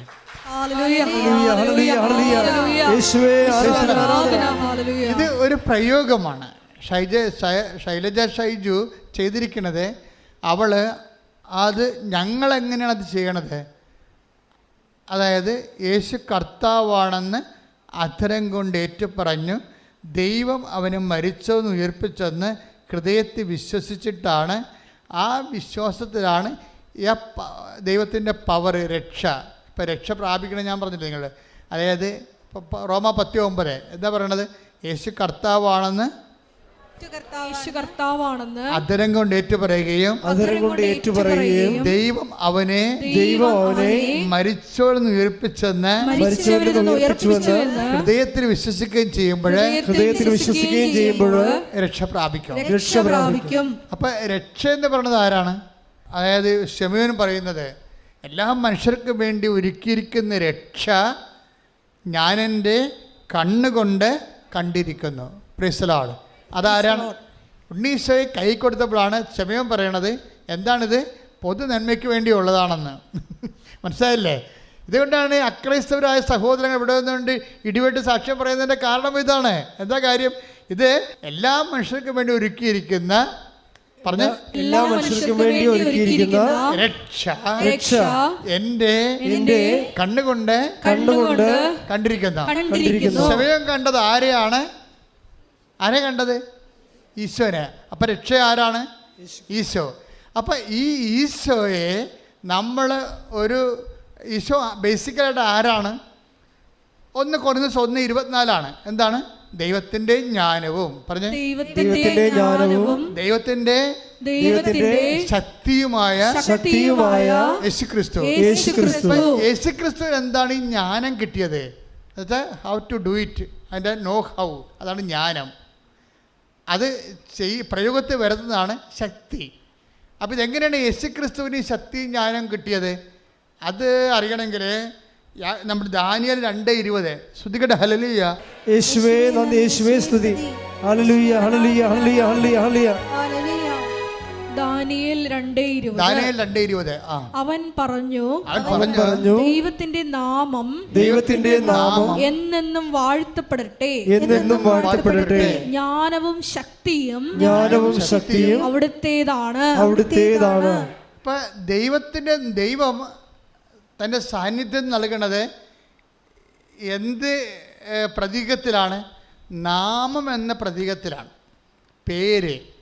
ഇത് വളരെ സീരിയസ് വിഷയമാണ്, നിങ്ങളിതൊക്കെ മനസ്സിലാക്കണം. അതായത് ദൈവം തൻ്റെ ശക്തി, ജ്ഞാനം അത് കൈമാറ്റം ചെയ്യുന്നതിന് വേണ്ടി നിലവിലുള്ള സ്ഥിതി എന്താണ്? നാമമാണ്. നാമം, പേര്. ആ പേരിൻ്റെ ഉള്ളിൽ എന്തൊക്കെയാണുള്ളത്? ഉള്ളത് ജ്ഞാനവും ശക്തിയും, ആ സിദ്ധാന്തവും പ്രയോഗവും, ഒരു കാര്യം എങ്ങനെ ചെയ്യണം. അതുകൊണ്ടാണ് ഈ ജ്ഞാനവും നമുക്ക് ഇപ്പം യേശുവിൻ്റെ നാമം, യേശു നമ്മളിൽ സംലഭ്യമാകണത് എന്തിൻ്റെ പേരിലാണ്? നാമമായിട്ടാണ്. നാമം. ഇപ്പം 4:12 നടപടി പുസ്തകം. സ്തുതിക്കട്ടെ. ഹല്ലേലൂയ. ഹല്ലേലൂയ ഹല്ലേലൂയ ഹല്ലേലൂയ. യേശുവേ നന്ദി, യേശുവേ സ്തുതി. ഹല്ലേലൂയ. അപ്പോസ്തല പ്രവർത്തനങ്ങൾ 4:12. ആകാശത്തിന് കീഴേ, പറഞ്ഞ ആകാശത്തിന് കീഴേ, ആകാശത്തിന് കീഴേ മനുഷ്യരുടെ ഇടയിൽ നമുക്ക് രക്ഷയ്ക്ക് വേണ്ടി മറ്റൊരു നാമവും നൽകപ്പെട്ടിട്ടില്ല. അപ്പൊ കർത്താവായ ക്രിസ്തുവിന്റെ നാമം ഒഴികെ മനുഷ്യന്റെ പാപങ്ങൾ മോചിച്ചുകൊണ്ട് നിത്യരക്ഷ പ്രാപിക്കാൻ വേണ്ടി there is no other name is given. the name, അതായത് വേറെ നാമവും നൽകപ്പെട്ടിട്ടില്ല. പിന്നെ എന്താണ്? ക്രിസ്തുവിൻ്റെ നാമം. ഈ ക്രിസ്തുവിൻ്റെ നാമത്തെയാണ് നമ്മൾ എന്തു ചെയ്യും? ഗ്ലോറിഫൈ ചെയ്യും. ഇതിൻ്റെ ടെക്നിക്കാലിറ്റി മനസ്സിലാക്കണം നമ്മൾ. ക്രിസ്തുവിൻ്റെ നാമത്തെ അത് അതിൽ നിന്ന് പവർ അടിക്കാൻ, ആ നാമത്തിൽ നിന്ന് ജ്ഞാനം നമുക്ക് ലഭിക്കാൻ 2 കാര്യമാണ് ദൈവത്തിൻ്റെ നാമത്തിൽ നമുക്ക് ലഭിക്കുന്നത്. ഒന്ന് പവർ, ശക്തി. രണ്ടാമത്തെ എന്താണ്? ജ്ഞാനം. How to do it. അതിൻ്റെ നോ ഹൗ, ജ്ഞാനസൂത്രം ഉണ്ടാ. അതെങ്ങനെയാണ് ചെയ്യേണ്ടത്, എന്ത് ചെയ്യണം, ഇങ്ങനെയുള്ള കാര്യങ്ങൾ നമുക്ക് ഡൗൺലോഡ് ചെയ്ത് കിട്ടണത് ഈ നാമത്തിൽ നിന്നാണ്. അപ്പം നാമത്തെ നമ്മൾ എന്താ ചെയ്യണത്? സാധാരണ നാമത്തെ എന്താ ചെയ്യണത്? ദൈവം ശക്തിയിലും ജ്ഞാനത്തിൽ സ്ഥിതി ചെയ്യുന്നത് അവൻ്റെ നാമത്തിലാണ്. അപ്പം നാമത്തെ നമ്മൾക്ക് എന്താ ചെയ്യാൻ പറ്റുന്നത്? ഈശോ എന്താ പറഞ്ഞത്? പിതാവേ, അങ്ങയുടെ നാമത്തെ മഹത്വപ്പെടുത്തണമേ. Take the word of God. സ്തുതിക്കട്ടെ. ഹല്ലേലൂയ ഹല്ലേലൂയ ഹല്ലേലൂയ ഹല്ലേലൂയ. യേശുവേ നന്ദി. ഹല്ലേലൂയ ഹല്ലേലൂയ ഹല്ലേലൂയ ഹല്ലേലൂയ ഹല്ലേലൂയ. ആരാധന ആരാധന. യോഹന്നാൻ 17:1. യോഹന്നാൻ 17:1. പുത്രൻ അവിടുത്തെ മഹത്വപ്പെടുത്തേണ്ടതിന്, പറഞ്ഞ പുത്രൻ അവിടുത്തെ മഹത്വപ്പെടുത്തേണ്ടതിന്, പുത്രൻ അവിടുത്തെ മഹത്വപ്പെടുത്തേണ്ടതിന് പുത്രനെ അങ്ങ് മഹത്വപ്പെടുത്തണമേ. പുത്രനെ അങ്ങ് മഹത്വപ്പെടുത്തണമേ. Praise the Lord. യോഹന്നാൻ 12 എടുത്ത് സ്തുതിക്കട്ടെ. ഹല്ലേലൂയ. യേശുവേ നന്ദി, യേശുവേ സ്തുതി. ഹല്ലേലൂയ ഹല്ലേലൂയ ഹല്ലേലൂയ ഹല്ലേലൂയ ഹല്ലേലൂയ ഹല്ലേലൂയ. യേശുവേ സ്തുതി. ഹല്ലേലൂയ ഹല്ലേലൂയ ആരാധന. ഹല്ലേലൂയ ഹല്ലേലൂയ. യേശുവേ നന്ദി. ആരാധന ആരാധന.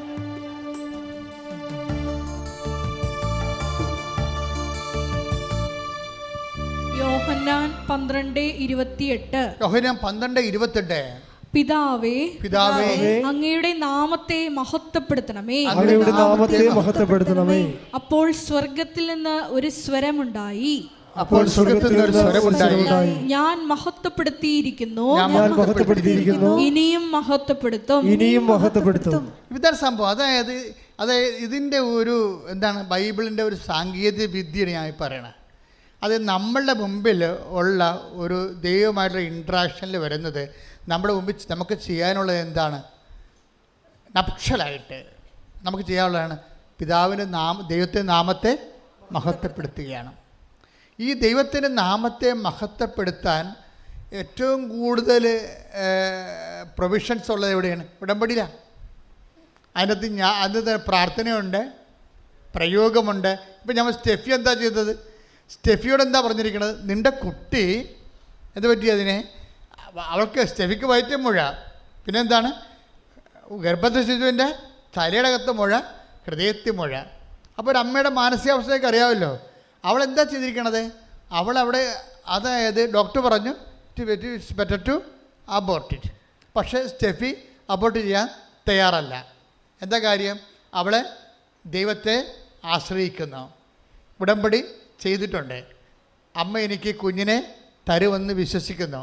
അതിനുവേണ്ടി ദൈവത്തെ മഹത്വപ്പെടുത്തി. പിതാവേ, പിതാവേ, അങ്ങയുടെ നാമത്തെ മഹത്വപ്പെടുത്തണമേ. മഹത്വപ്പെടുത്തുമ്പോൾ എന്താണ് ചെയ്യണത്? മഹത്വപ്പെടുത്തുന്നതിന് നമുക്ക് ചെയ്യാവുന്ന കാര്യം എന്താണ്? നമുക്ക് ചെയ്യാവുന്ന കാര്യം, അല്ലെങ്കിൽ നിങ്ങൾ പ്രാർത്ഥിക്കുമ്പോഴോ സുവിശേഷം സാക്ഷ്യമായിട്ട് ജീവിക്കുമ്പോഴോ നിങ്ങൾ ചെയ്യുന്ന കാര്യം എന്താണ്? ബേസിക്കലായിട്ട് you are glorifying the name of Jesus, അല്ലേ?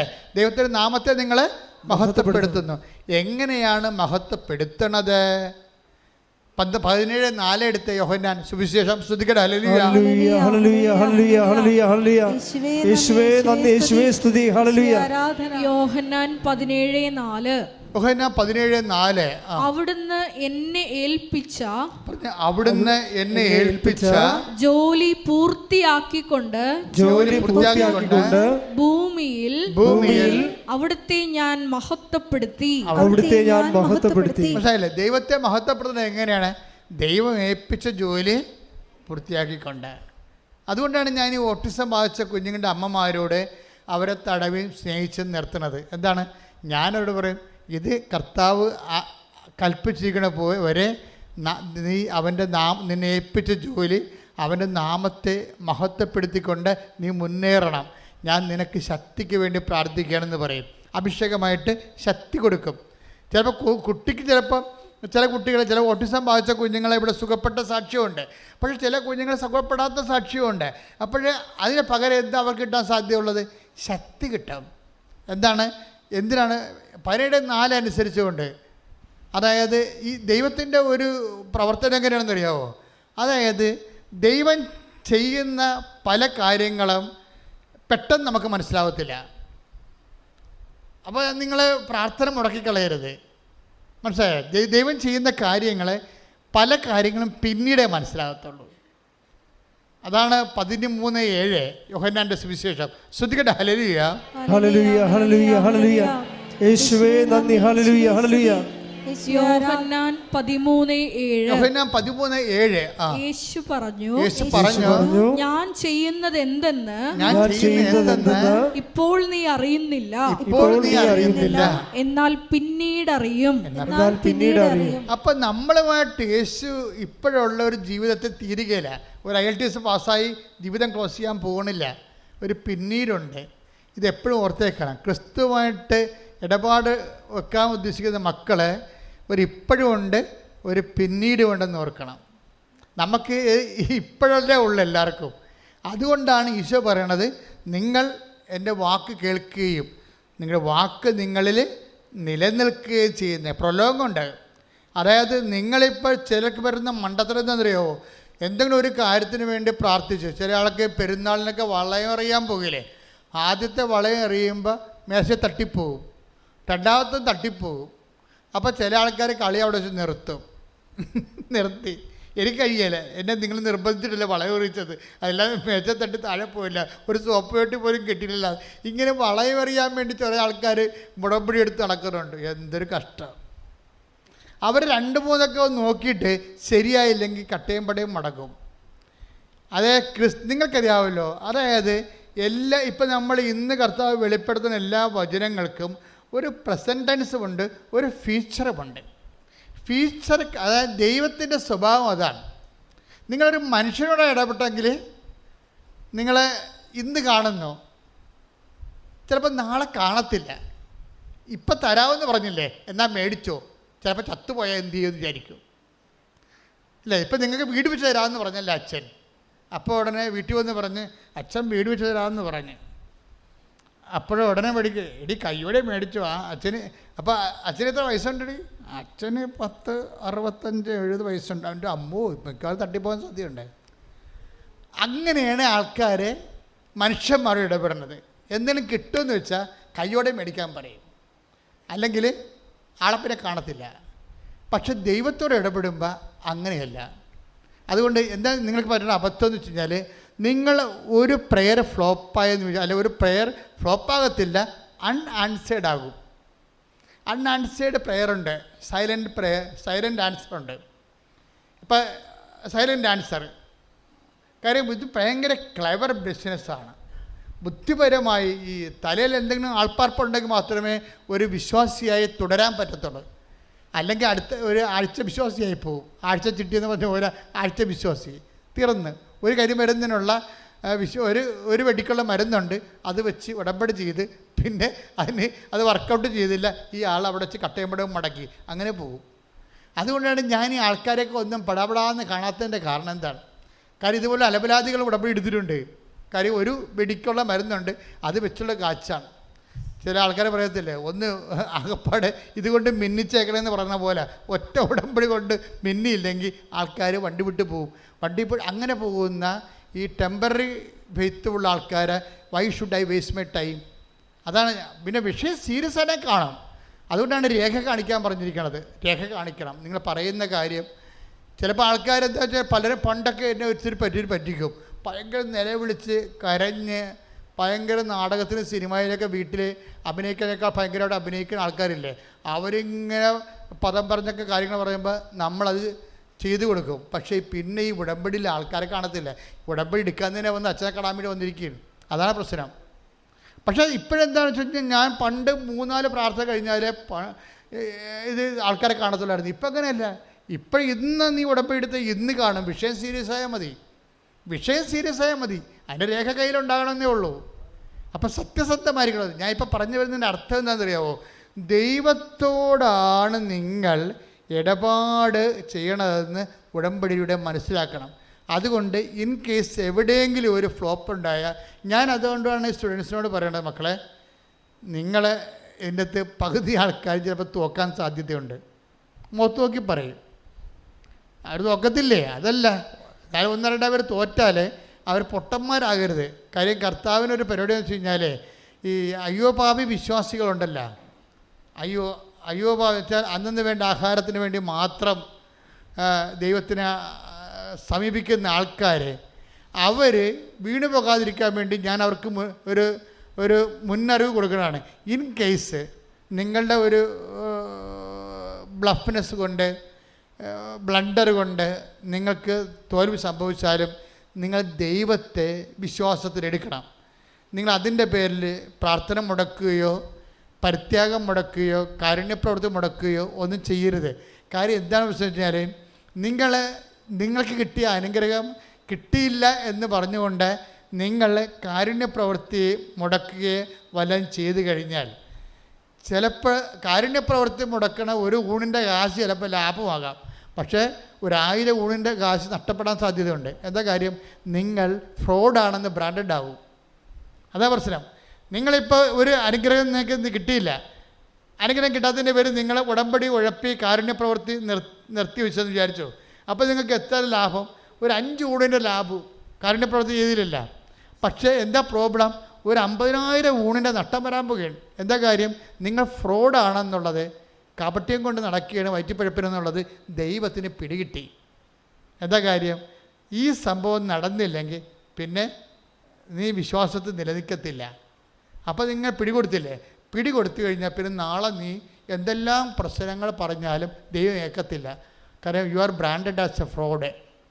നിങ്ങൾ പക്ക ഫ്രോഡായിട്ട് നമ്പേഡ് ഫ്രോഡിൻ്റെ കൂട്ടത്തിൽപ്പെടുത്തി. അതുകൊണ്ട് ഞാൻ പറഞ്ഞത് ഇൻ്റലിജൻ്റാണ്. ഈ വിശ്വാസം വിനിമയം ബുദ്ധിപരമായ നടപടിയാണ്. നാളെ കാലം നമുക്ക് പണി വരുന്ന ഒരു തീരുമാനം ഇപ്പോൾ എടുക്കരുത്. ക്ലിയറല്ലേ ഞാൻ പറയണത്? ഇത് ശ്രദ്ധിക്കണം. എന്താ വെച്ച് കഴിഞ്ഞാൽ ഇപ്പം തന്നെ അങ്ങനെ ഫ്രോഡായിട്ട് ബ്രാൻഡഡ് ആയില്ലെങ്കിലുള്ള ഗുണം എന്താണെന്നറിയാമോ? സ്റ്റെഫ് കണ്ട ഡോക്ടർ പറഞ്ഞ് അബോർട്ട് ചെയ്ത് കള, നിൻ്റെ വയറ്റ് മുഴയല്ലേ, കൊച്ചിൻ്റെ ചങ്കിൽ മുഴയല്ലേ, കൊച്ചിൻ്റെ തലേ മുഴയല്ലേ, ഈ കൊച്ചിനെ കിട്ടിയിട്ടെന്ത് കാര്യം? അങ്ങനെ ഡോക്ടർ ചോദിച്ചത്. ഇപ്പോൾ ഡോക്ടർ ഇങ്ങനെ ചോദിച്ചാൽ പിന്നെ നമ്മളെന്ത് ചെയ്യും? പക്ഷേ സ്റ്റെഫി പറയും, ഈ കൊച്ചിനെ കർത്താവ് എനിക്ക് തരും. അവളെന്താ ചെയ്തിരിക്കേണ്ടത്? അവൾ ഉടമ്പടി തൈലം എടുത്ത് വയറ്റേ പുരട്ടും. മരുന്നവിടെ തോറ്റില്ലേ? ഉടമ്പടി തൈലം എടുത്ത് വയറ്റേ പുരട്ടും. വയറ്റ എല്ലാ ദിവസവും പുരട്ടും. ഉടമ്പടി തൈലം തീരുമ്പോൾ വന്ന് ഉടമ്പടി പുതുക്കിയിട്ട് വാങ്ങിച്ചുകൊണ്ട് പോയിട്ട് വിശ്വാസ പ്രമാണം ചൊല്ലി എല്ലാ ദിവസവും വയറ്റേ പുരട്ടും. വയറ്റ് ആ 2ാമത്തെ മാസം തൊട്ട് 10ാമത്തെ മാസം വരെ ഉടമ്പടി തൈലം വയറ്റേ പുരട്ടുകയാണ്. എത്ര കുപ്പി ഉടമ്പടി തൈലമുള്ള പുരട്ടി കാണാം. എന്നിട്ട് എന്താണ് അമ്മ ചെയ്തിരിക്കണത്? അമ്മ ഒരു ഓപ്പറേഷൻ ഇല്ലാതെ ഈസിയായിട്ട് കുഞ്ഞിനെ പ്രസവിച്ച് കൊടുക്കും. Price the Lord. Price the Lord. ഒരു മുഴയുമില്ല. അവളുടെ മുഴയും പോയി, കുഞ്ഞിൻ്റെ ചങ്കിലെ മുഴ പോയി, കുഞ്ഞിൻ്റെ തലയിലെ മുഴ പോയി, ഒരു മുഴയുമില്ല. നല്ല ഫ്രഷ് ആയിട്ടുള്ള കുട്ടി. Price the Lord. Hallelujah, hallelujah. അതാണ്. പക്ഷേ സ്റ്റെഫിയുടെ ഗുണം എന്താണെന്ന് വെച്ച് കഴിഞ്ഞാൽ, സ്റ്റെഫി ഒരു ഫ്രോഡായിരുന്നെങ്കിലേ ഈ വിജയിക്കത്തില്ല. കാര്യം എന്താണ്? സ്റ്റെഫിയുടെ ഹിസ്റ്ററി ഉണ്ട്. നമുക്കെല്ലാവർക്കും ഹിസ്റ്ററി ഉണ്ടല്ലോ. ഇപ്പം നിങ്ങൾ ഗൈനക്കോളജിസ്റ്റ് അടുത്ത് പോയി കഴിഞ്ഞാൽ, ഇപ്പം പ്രഗ്നൻ്റ് ആയിട്ട് ആയിരിക്കണ കാലത്ത് നമ്മൾ ഡോക്ടറെ കാണാൻ പോയി. ആ ഡോക്ടർ തന്നെ ചിലപ്പോൾ ഗൈനക്കും ആയിരിക്കും, ചിലപ്പോൾ പീഡിയാട്രിസ്റ്റും ആയിരിക്കും. ആ ഡോക്ടറിനെ തന്നെ നമ്മൾ കുഞ്ഞുള്ള കാലത്തെല്ലാം കണ്ട്, കുഞ്ഞിന് 6 വയസ്സുള്ളപ്പോൾ നമ്മുടെ എന്തുണ്ടാകും? ഒരു ഡയറി ഉണ്ടാവും അല്ലേ? ഇത്രയും വലിയ ഡയറിയും കൊണ്ടാണ് ഒരു നടത്തുന്നത്. ആ കുഞ്ഞിന് വേണ്ടി പ്രഗ്നൻ്റ് ആയിരുന്ന ആദ്യത്തെ ആഴ്ച ടെസ്റ്റ് ചെയ്യണ തൊട്ട് എടുത്ത ഡോക്ടർ പിന്നീട് 6 വയസ്സാകുന്നവരെ എടുത്തിട്ടുള്ള അതായത് ഗൈനക്കിൽ നിന്ന് പീഡിയാട്രിസ്റ്റിലേക്ക് എത്തുമ്പോൾ നമുക്കൊരു 200 പേജിൻ്റെ നോട്ട് ബുക്ക് ഉണ്ടാകും ആ കൊച്ചിന് ചെയ്ത മരുന്നുകളെല്ലാം കൂടി അല്ലേ. അപ്പോൾ അതുപോലെ തന്നെ അതുപോലെ ഒരു കേസ് ഹിസ്റ്ററി ഉണ്ടാകും ദൈവത്തിൻ്റെ കയ്യിൽ. എന്താ കാര്യം? സ്റ്റെഫിക്ക് കുഴപ്പമില്ല, എല്ലാം ഓക്കെയാണ്. അവൾ ആദ്യം മുതൽ വിശ്വസിച്ചിരുന്നു, ഇപ്പോഴും വിശ്വസിക്കുന്നു. അതിന് ഡോക്ടർ പറഞ്ഞാൽ ഏക്കത്തില്ല. എന്താ കാര്യം? ഞാൻ വിശ്വസിക്കണം എൻ്റെ ദൈവം, ഇനി അതാണ് എനിക്ക് തരാൻ ദൈവം തീരുമാനിച്ചെങ്കിൽ ദൈവത്തിൻ്റെ ഇഷ്ടം പോലെ നടക്കണമെന്ന് പറയും. അതാണ് വിഷയം. ഇനി അങ്ങനെയാണ് ഒരു കുഞ്ഞിനെ എനിക്ക് തരാൻ ദൈവം ഉദ്ദേശിക്കണമെന്നുണ്ടെങ്കിൽ ഞാൻ ദൈവത്തിന് വേണ്ടി അതിനെ വളർത്തും. ഇങ്ങനെയൊക്കെ ഉള്ള ഒരു വിശ്വാസത്തിൻ്റെ ഒരു ഡിഗ്രി സ്റ്റുഡൻ്റാണത്. വിശ്വാസത്തിൻ്റെ പ്രൈമറി സ്കൂളല്ല, ഇത് ഉയർന്ന സ്കൂളാണ്. വിശ്വാസം വളരും തോറും അതിൻ്റെ നിലപാടുകളും നടപടിക്രമങ്ങളൊക്കെ വളരും. ഇതിങ്ങനെ വന്നിട്ട് നമുക്കറിയാമല്ലോ, ഇവരെല്ലാം ഉടമ്പടി ഒരു ജീവിതക്രമമായിട്ട് ദൈവത്തെ ജീവിക്കുന്ന ഒരു വ്യക്തിയായിട്ട് അവർ അനുഭവിച്ച് ദൈവത്തിൻ്റെ കൂടെ സഞ്ചരിക്കാൻ ശ്രദ്ധിക്കട്ടെ.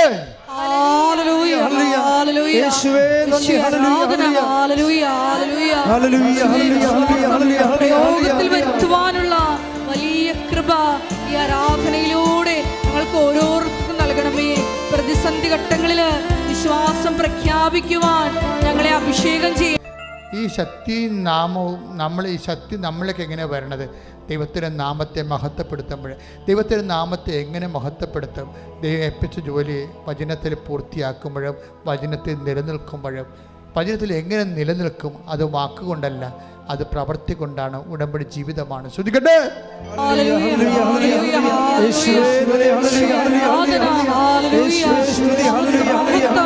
മൂക്കിൻ്റെ വലതുവശത്ത് ഉള്ളിൽ ദശ വളരുന്ന വ്യക്തിയെ കർത്താവ് കാണിക്കുന്നു. അതുപോലെ ദശ വളരുന്നവർ, സിസ്റ്റുള്ളവരൊക്കെ ആ ശരീരഭാഗത്ത് ഇപ്പോൾ കൈവച്ച് പ്രാർത്ഥിച്ചിട്ട് പറയണം, എൻ്റെ കൈയല്ല, എൻ്റെ കർത്താവിൻ്റെ, എനിക്ക് വേണ്ടി ക്രൂശിക്കപ്പെട്ട കർത്താവിൻ്റെ, എനിക്ക് വേണ്ടി ഉയർത്തുന്ന കർത്താവിൻ്റെ ആണിപ്പെടുതാർന്ന മരണത്തെ ജയിച്ച കൈകളാണ് ഞാൻ ഈ പരുവിൽ വെച്ചിരിക്കുന്നത്. ശ്രദ്ധിക്കട്ടെ. ക്രിസ്തുവിന്റെ നാമത്തില്, സഭയുടെ അധികാരത്തില്, കുരിശിന്റെ അടയാളത്തില് മാരക രോഗങ്ങൾ മാറിപ്പോകട്ടെ.